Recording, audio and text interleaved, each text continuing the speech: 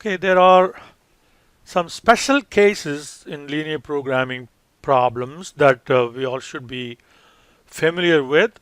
The four special cases of and difficulties arise at times when using, well, these arise even when you don't use graphical solutions. So it arises for all linear programming problems, but it's easier to see what these alternative special cases are when you see it in a graph. It's easier to understand, but these can happen for any linear programming model. So you can have no feasible solutions, okay, infeasible problems. So it means there is infeasibility. Okay. Usually what that means is that there is probably we made a mistake in the model. And that would be the situation when it says there is no feasible solution found. It invariably means that we made a mistake in the model, but it is a case. It happens because of a certain reason. We will talk about that. And the second is unboundedness. And there are two cases of unboundedness. There is an unboundedness that results in unbounded solution, and there is unboundedness that does not result in unbounded solutions. So we'll talk about both of them in just a second. And there is what is called redundancy. Redundancy we already saw. One of the two in our first problem, the XP and the basic model, we saw that there was one constraint which was outside the feasible region, so we could really throw it away. So that is called redundancy.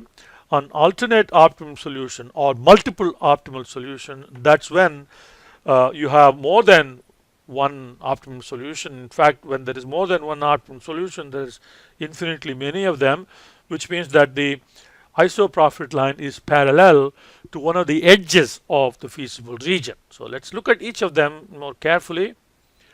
So infeasible solution, suppose you have one constraint going like that. Okay, that side is infeasible, this side is feasible. And you have another constraint going that way, and that side is feasible, this side is infeasible. So there is no intersection between this range and that range. So there is no feasible point that will satisfy both the constraints. So that results in infeasibility, and maybe in a model is infeasible. But generally speaking, when infeasibility occurs, then it is usually there is some mistake in the model somewhere. So here, if you don't have to really draw the lines to see whether it is infeasible or not. So if you look at these three constraints, we can closely examine and then see whether this will be feasible or not. So here we say x1 is greater than or equal to 7, right? And this constraint says x1 plus 2x2 less than or equal to 6. So even if x2 is 0, if x1 is greater than or 7, if this constraint is satisfied, this constraint cannot be satisfied. So you don't have to even draw the lines. You can just examine the constraints if it is really small, with just two variables. You can tell whether there is feasibility, whether there is an infeasibility problem. And here clearly there is infeasibility problem. Okay, so here is a graphical representation of that. Okay, unboundedness, sometimes a linear programming problem will not have finite solution. Okay, in a maximization problem, that will be true. In a minimization problem, even if the feasible region is unbounded, okay, it may not be a problem. For example, so here you have a constraint, one constraint going this way, another constraint going this way. So now the feasible region is unbounded because this way there is no bound at all. Now if there is a minimization problem, okay, with objective function shaped, well, that way or something, then one of these 3 points will be optimum, okay, because it is a minimization problem. Okay, even though you have an unbounded solution, in a minimization problem, you may be able to find a unique optimum solution or multiple optimum solutions. But a maximization problem will be unbounded because you can increase the isoprofit line without bound. And so unbounded feasible region may have unbounded solution, which means there is no solution. Unbounded solution means no solution. Okay. Again, that would be a case where you're probably missing a constraint because you can't have unbounded profit in real life. So if you get an unbounded solution in solver, that only means that you have overlooked some kind of constraint somewhere.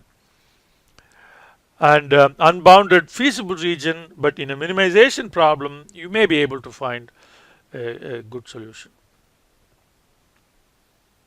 Okay. So here is an example of unbounded. Again, this is unbounded this way. And minimization, could have, suppose if this is a minimization problem, and if the ISO cost line is this way, then that would be your optimum solution, even though it is an unbounded feasible region. Okay, redundancy is when redundancy is kind of hard to see, but you can tell when there is a constraint. If one constraint is satisfied, then another constraint is automatically satisfied. For example, you look at x1 less than or equal to 25. Okay, if this is true, if x1 plus x2 less than or equal to 20 is true, okay, x1 by itself, okay, the maximum possible value for x1 is 20 because x2 is 0, then x1 can go all the way up to 20 and no more. So if this constraint is satisfied, then this constraint is automatically satisfied. So this can be thrown out. It's not doing anything for us. So this is a redundant constraint. So here is a graphical representation. You didn't even have to draw the graph. By just examining the constraints closely, we can tell whether there is redundancy or not. Now, alternative optimum solution is where the objective function is parallel to one of the edges. And here you can see that the coefficients of 3 and 2 are just multiple of the coefficients here. So 3 times 2 is 6, 2 times 2 is 4. So the profit line and this constraint are parallel. So you will find that, okay, so here this is the outer edge of the feasible region. This is the isoprofit line, and as you increase, there will come a time when the profit line will exactly coincide with this edge. So all points between A and B will have the same isoprofit, which is the maximum profit. So all of those points are optimal solutions. So they are all alternative optimal solutions or multiple optimum solutions.